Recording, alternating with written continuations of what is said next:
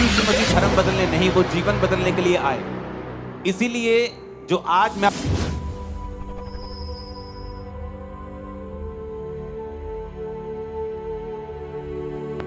Praise the Lord, सबको जय मसीह की। Welcome to spiritual life YouTube channel. अगर आप इस चैनल पर नए हैं तो इस चैनल को लाइक और सब्सक्राइब जरूर करें ताकि आने वाली वीडियो आप तक पहुंच सके और सबको। छोटे से शुरुआत होती है। जो आपके सामने डिसीजन है उसे लो, जो राइट है वो लो। कहा मेरे दाहिने हाथ, यानी जो मैं तुझसे कह रहा हूं उस राइट जगह के ऊपर तू बैठ जा, यशब कर। यशब का मतलब है to tarry, to remain, settle होना। यानी जो कुछ परमेश्वर के वचन में लिखा है कि सही है वहां सेटल हो जाना, वहां पर खड़े हो जाना, वहां पर शादी कर लेना, आप बोल सकते हो, वहां पे सेट हो जाना। कि अब मैं, लोग बोलते नहीं जी मैं तो अब कनाडा सेट हो गया, मैं तो इंडिया के बारे में सोच भी नहीं सकता हूं, मैं तो फॉरेन चला गया, मैं तो यहां आता हूं मेरे को मिट्टी फील होती। लोग ऐसा बोलते हैं। मैं तो यहां की गर्मी अब फील नहीं कर सकता है, यहां की गर्मी मुझे सहन नहीं होती। लोग ऐसा बोलते हैं, मैं वहां सेटल हो गया हूं। तो परमेश्वर ने कहा मेरे दाहिने हाथ अगर तू सेटल हो जाए।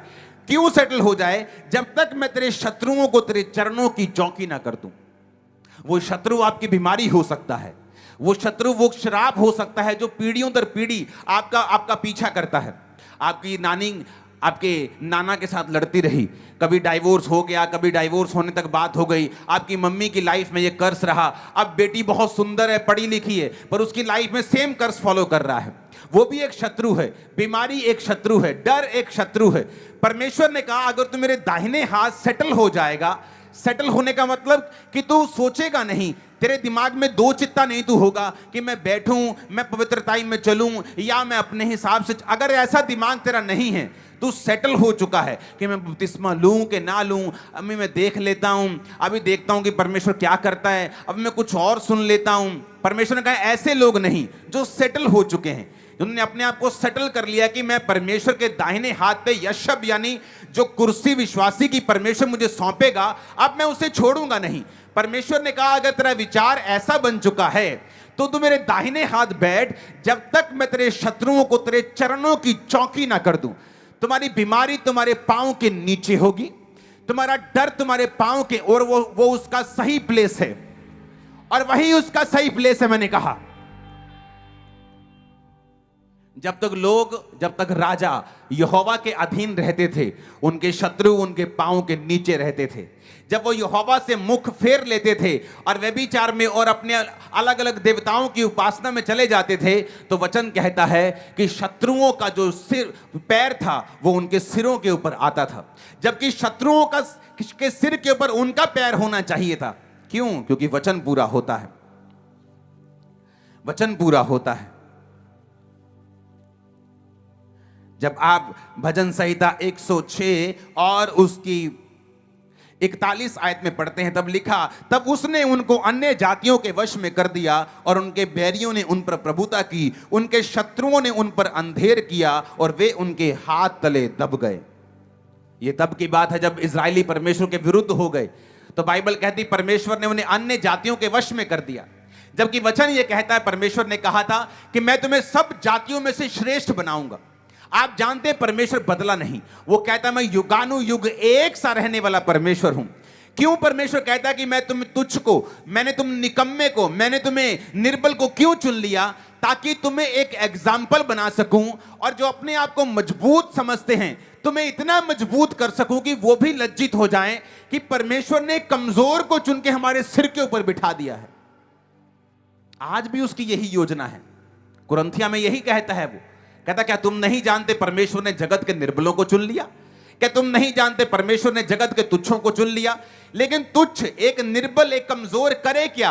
वो परमेश्वर के दाहिने हाथ बैठे ताकि परमेश्वर उसको मजबूत कर सके। क्योंकि जो बाहिने हाथ बैठे हैं परमेश्वर उनको मजबूत नहीं कर सकता, क्योंकि वो उनके शत्रुओं को उनके चरणों की चौकी नहीं करेगा।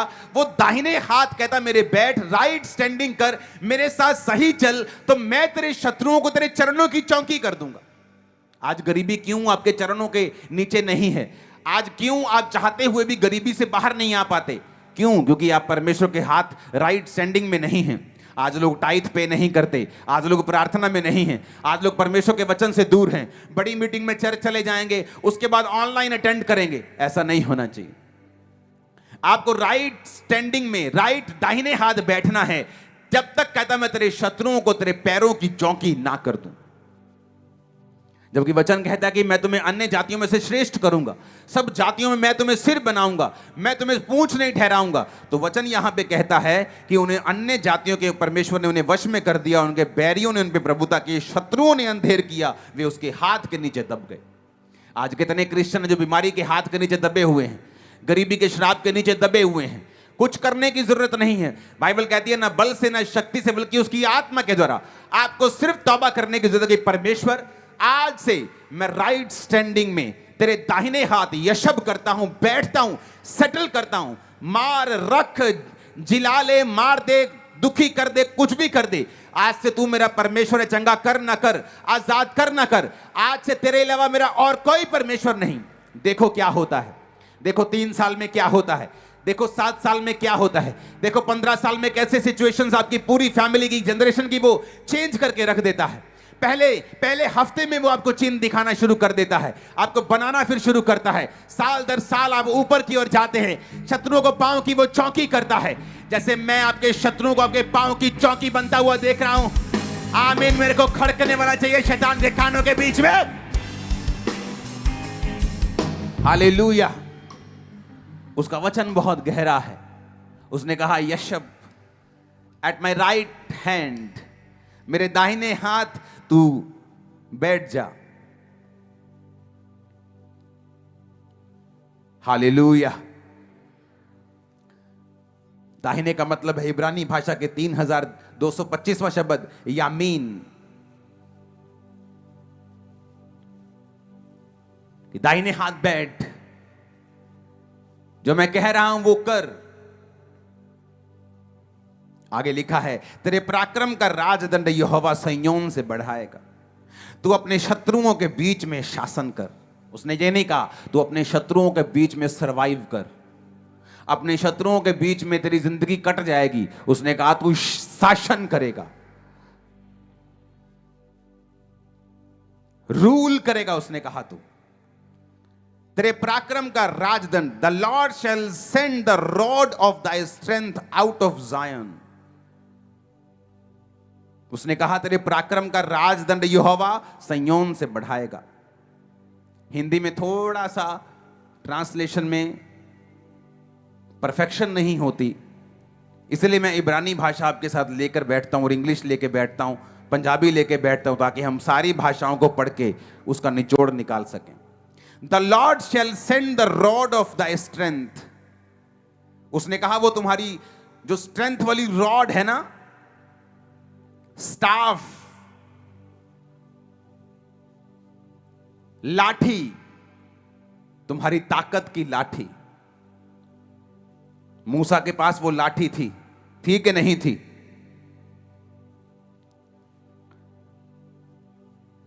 स्ट्रेंथ का मतलब मैजेस्टी भी होता है इब्रानी भाषा में, कि वो ग्लोरियस लाठी, वो ग्लोरियस अधिकार परमेश्वर ने कहा जो मूसा के हाथ में था। वो लाठी परमेश्वर ने कहा समुद्र के सामने कर, वो 2 भाग हो जाएगा। परमेश्वर कहता वो अधिकार भी तुझे देगा शैतान के ऊपर, बीमारियों के ऊपर, परिस्थितियों के ऊपर। तुम प्रार्थना करोगे, लोगों के दिमाग चेंज हो जाएंगे अधिकारों के साथ। तुम प्रार्थना करोगे, वो रास्ते खोल देगा। तुम प्रार्थना करोगे, तुम्हारी फाइल 10% होगी, रिजल्ट 100% होगा। पर कहता वो कहां से आएगी, यह समझने वाली बात है। ये लोग भूल जाते हैं। परमेश्वर ने कहा तेरा जो राजदंड होगा वो सिय्योन से आएगा। The Lord shall send the rod of the strength out of Zion, कि जो तुम्हारी स्ट्रेंथ की रॉड है, तुम्हारी मेजेस्टिक जो लाठी है, जो अधिकार है, जो पावर है, वो परमेश्वर कहता मैं सिय्योन से भेजूंगा। क्या है सिय्योन?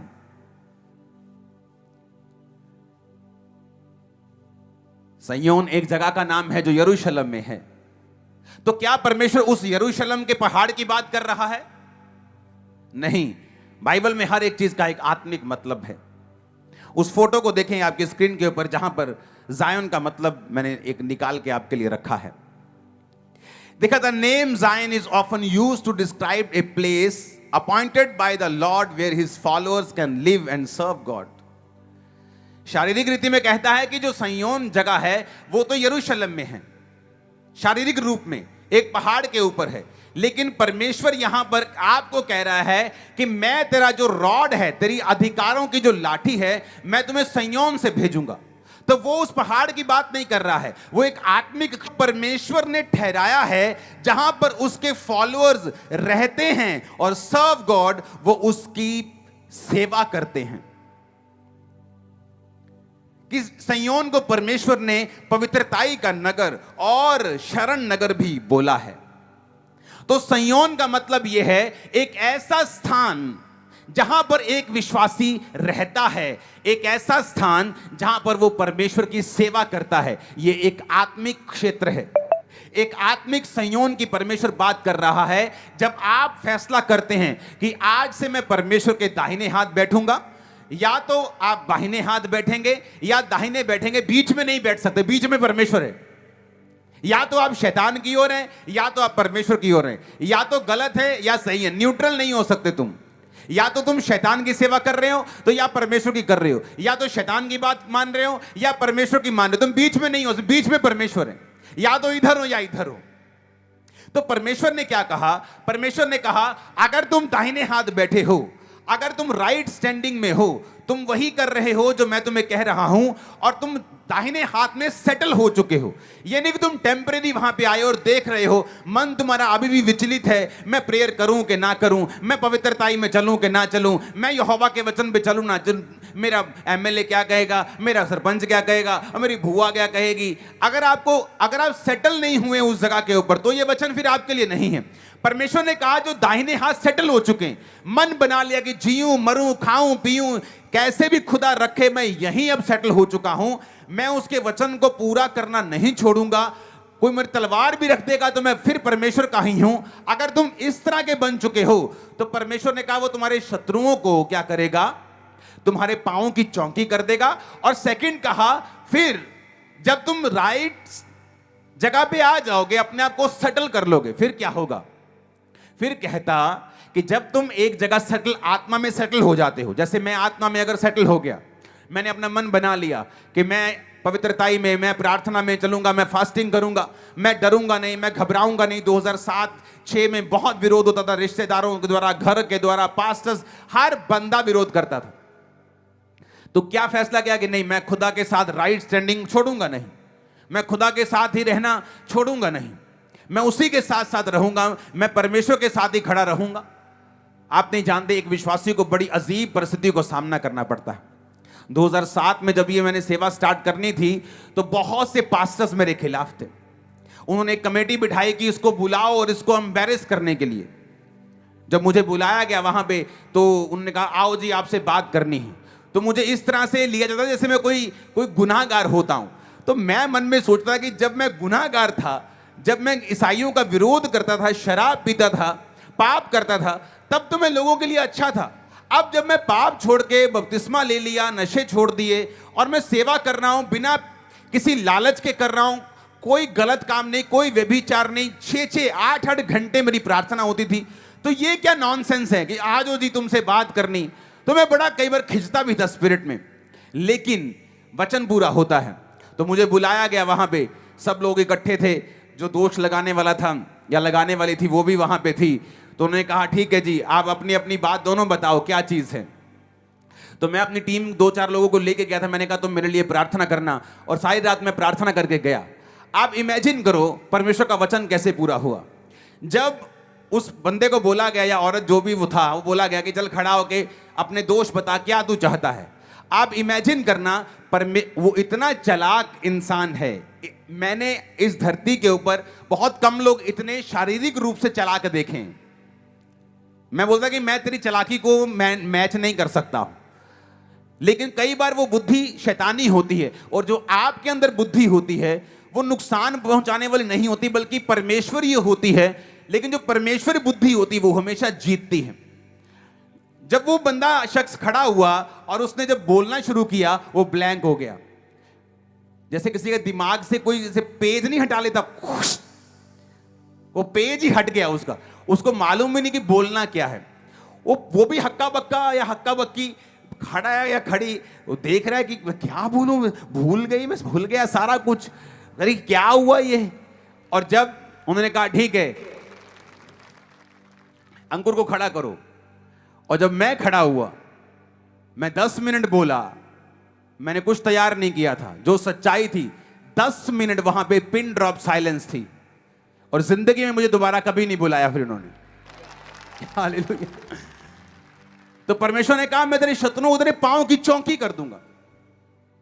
ये तब होगा अगर आप राइट स्टैंडिंग में हैं। ऐसा नहीं हो सकता कि एक तरफ से आपकी जिंदगी में कमियां हैं, पाप हैं, और दूसरी तरफ से आप कहें परमेश्वर मेरे शत्रुओं को मेरे पांव की चौकी करे। परमेश्वर ने कहा तेरी जो स्ट्रेंथ है ना, तेरी जो रॉड है, स्ट्रेंथ जो है, वो संयोन से, यानी उस जगह से निकलेगी जब तू सेटल हो चुका होगा और सर्व कर रहा होगा, सेवा कर रहा होगा। क्या कर रहा होगा? फिर से पढ़ेंगे उसको, जायन वाले वर्ड को। उसे कहा जायन एक ऐसा प्लेस है जहां उसके फॉलोअर्स रह सकते हैं, can live and serve God, कि वो खुदा की सेवा कर सकते हैं और वहां रहते हैं। यानी खुदा के दाहिने हाथ पे आना, सेटल होना, उसके बाद वहीं रहना और फिर परमेश्वर की सेवा करना। क्योंकि अगर आप कहें कि मैं परमेश्वर के दाहिने हाथ बैठा हूं, मेरे जीवन में कुछ भी प्रॉब्लम नहीं है, कोई ऐसा बड़ा पाप नहीं है, वो छोटी मोटी गलतियों की परमेश्वर परवाह नहीं करता, आप परफेक्ट होते जाते दिन प्रतिदिन, कोई ऐसा बड़ा पाप आपकी लाइफ में नहीं है, तो आपकी लाइफ में यह निशानी ये होगी कि आप प्रभु की सेवा में चले गए होंगे। कोई सुसमाचार कर रहा होगा, कोई पैसों से सपोर्ट कर रहा होगा, कोई अपने पास्टर्स, अपनी सेवकाइयों के लिए प्रार्थना कर रहा होगा, कोई सुसमाचार का काम कर रहा होगा, कोई क्रूसेड करवाने के बारे में सोच रहा होगा। आप इनडायरेक्टली सेवा करना शुरू कर देंगे, आप रोज प्रचार करना शुरू करेंगे, अपने साथियों को, दोस्तों को, रिश्तेदारों को परमेश्वर के बारे में बताएंगे। तो परमेश्वर ने कहा जब तू राइट जगह पे आ जाएगा, अपने आप को सेटल कर लेगा, उसके बाद जब तू सेवा करना शुरू कर देगा, तो उस प्लेस से, जायोन से, जहां तू सेवा करेगा, मैं एक रॉड निकालूंगा जो तेरी ताकत की होगी। उसके बाद कहता तू अपने शत्रुओं के बीच में शासन करेगा। ये रोड मैप है, दो आयतों में तुम अपनी पूरी जिंदगी सेटल कर सकते हो। ये रोड मैप है। मैंने कहा शैतान तुम्हारी लाइफ में, उसको कुछ भी ना करना पड़े, चाहे आपकी लाइफ में उसको अलग अलग तरह की खूबसूरत डिस्ट्रैक्शंस भेजनी पड़े, उसको आपकी लाइफ में आपको लालच देना पड़े, और वो कुछ भी करने के लिए तैयार है ताकि आप राइट जगह पे ना हो और उसके बाद आप सर्व ना करें। क्योंकि अगर आप राइट प्लेस पे नहीं हैं, आप राइट हैंड में नहीं हैं, आप सर्व नहीं कर रहे हैं, परमेश्वर आपको नहीं जानता। आपने आपके हिसाब से आप गा रहे हैं, आपने कैमरा पकड़ा हुआ है, लेकिन परमेश्वर के हिसाब से वो नहीं जानता आपने क्या किया है। वो उन्हीं को जानता है जो राइट हैंड पे हैं और वहां पे सेटल हो गए हैं, टेरी कर चुके हैं, बंध चुके हैं, शादी कर चुके हैं, उसके साथ जीने मरने का वादा करके खड़ चुके हैं। और जब वो वहां से सेवा करते हैं, परमेश्वर ने कहा उस सेवा वाले स्थान से, आत्मिक स्थान से, मैं तुम्हें एक रॉड दूंगा, तुम्हारी ताकत की स्टाफ दूंगा, तुम्हें एक लाठी दूंगा। उसके बाद तुम अपने शत्रुओं के बीच में सर्वाइव नहीं करोगे, शासन करोगे। तुम्हारा टाइम आ चुका रूल करने का इन जीसस नेम। आप मेरी बात समझ रहे कि नहीं? हां, आप समझ रहे कि नहीं? परमेश्वर ने कहा कि तू अपने शत्रुओं के बीच में शासन कर। मेरे प्रभु से यहोवा की वाणी यह है, तू मेरे दाहिने हाथ बैठ जब तक कि मैं तेरे शत्रुओं को तेरे चरणों की चौकी ना बना दूं, कर दूं। तेरे पराक्रम का राजदंड यहोवा संयोन से बढ़ाएगा और तू अपने शत्रुओं के बीच में शासन कर। The Lord shall send the rod of thy strength out of Zion, कि वो जायन से, संयोन से उस रॉड को भेजेगा जिससे तू अपने शत्रुओं के बीच में शासन कर सकेगा। हमारा शत्रु कोई पार्टी नहीं है, आरएसएस, बीजेपी, कांग्रेस, ये हमारे शत्रु नहीं है। ये विरोध भी करे तब भी शत्रु नहीं, शैतान हमारा शत्रु है। बीमारियां, वो चीजें जो आपको प्रभु में जाने से रोकती हैं, हर वो व्यक्ति भी हो सकता है जो आपको उस डेस्टिनी को पूरा करने से रोकता है जिसके लिए आप पैदा हुए हैं। परमेश्वर ने कहा तू शासन करेगा, सरवाइव नहीं करेगा, तू रूल करेगा इन जीसस नेम। और ऐसी लाइफ देने के लिए परमेश्वर ने आपको बुलाया है। आप ऑटोमेटिकली चरणों की चौकी के इस वायदे से और राजदंड से और शत्रुओं के बीच में शासन करने से परे हो जाते हैं जब आप दाहिने हाथ को छोड़कर बाहिने हाथ में चले जाते हैं। आपके गले में फिर मोटा सा क्रॉस आपको बचा नहीं सकता, आपका आमीन हालेलुया बोला आपको बचा नहीं सकता, क्योंकि आपने उसके वचन को ब्रेक कर दिया है और तोड़ दिया है। परमेश्वर कहता है कि मैं अपने नाम से भी अधिक बड़ा महत्व मैं अपने वचन को देता हूं। अगर तुमने मेरे वचन को तोड़ दिया, तुमने मुझको तोड़ दिया। इसलिए जीसस क्राइस्ट के जितना खुश यहोवा को कोई नहीं कर सका, क्योंकि वचन कहता है कि जीसस क्राइस्ट ने वचनों से कभी भी गद्दारी नहीं की, वो वचनों को कंप्लीट करते रहे, पूरा करते रहे। हालेलुया। अब आपने देखना है कि मैं वचन पे चलना चाहता हूं कि नहीं। बाइबल स्टडी करें रोज, डेली वाला वचन बहुत जल्दी शुरू हो जाएगा जब ये मीटिंग्स और निकल जाएंगी। वचन को सुने, वचन को पढ़ें, उसकी प्रेजेंस में बने रहें, क्योंकि ये आपकी हेल्प करेगी पापों से बाहर आने के लिए। गलती करने के बाद खुदा की प्रेजेंस छोड़ देने से आप ओवरकम नहीं कर पाएंगे। अगर आप कमजोरी में भी हैं, आत्मिक किसी तरह की दुविधा में भी हैं, उसकी प्रेजेंस में बने रहें, पवित्र आत्मा आपको छुड़ा लेगा। उसका वचन एक दिन आपको छू जाएगा और आप फैसला जब कर लेंगे, ठीक है आज से मैं राइट हैंड पे ही खड़ा रहूंगा। फिर कहता है शत्रुओं को तेरे पांव की चौकी तू नहीं करेगा, कौन करेगा? तेरा बाप करेगा, वह करूंगा, उसने कहा। हालेलुया। कहता फिर मैं करूंगा, तुझे कुछ करने की जरूरत नहीं, तू अपने शत्रुओं के बीच में शासन कर। एक बार ऊंचा हालेलुया बोलो जरा।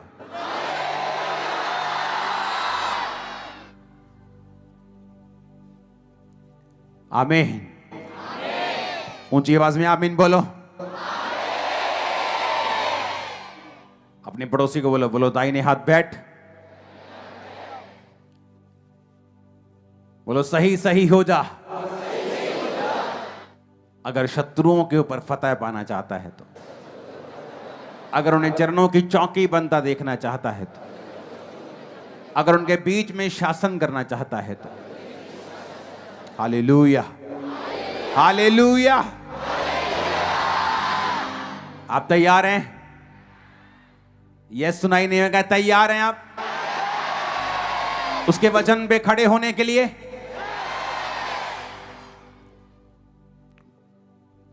मैं आपको परमेश्वर का हृदय बता सकता हूं।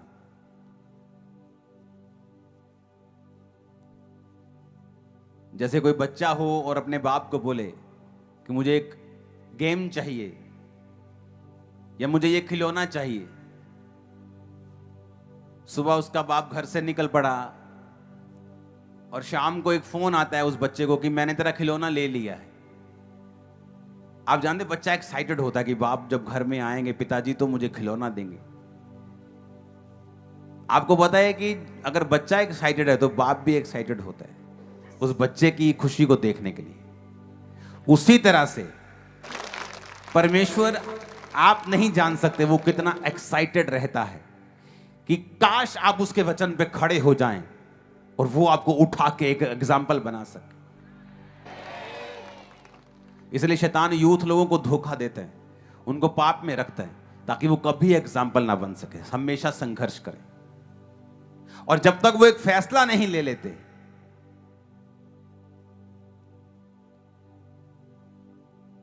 मैं लास्ट लाइन बोल के खत्म करूंगा। मैंने कम बुद्धिमान लोगों को देखा है।